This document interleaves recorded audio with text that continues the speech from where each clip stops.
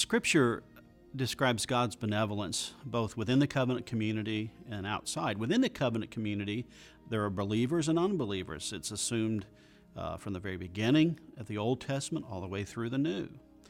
There are people who profess faith, who are genuinely Christians, who are generally born again, and there are those people who profess faith who in the end appear not to be. But it's important to recognize that within the covenant community, God blesses all regenerate and unregenerate. Often the benevolence of God within the covenant community is the means by which the unbeliever comes to faith.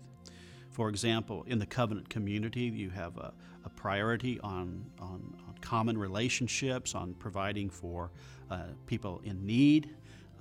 The church is a society which is different than the world outside, where it's a safe place, where people value the things that God values.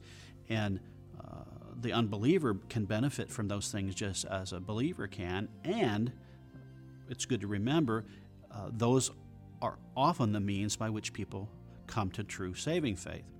Outside the church, we can speak of what theologians call common grace, which is the rain that falls on the just and the unjust. All people alike experience beauty and goodness in creation, although, as we learned from Romans 1, that the blessings on those who never turn to God in thanks actually accrue to their debt rather than to their benefit. But God's kindness within the covenant community assumes that there are people who will be, for lack of a better expression, tares among the wheat. And we don't know until the final harvest who is truly to be gathered in.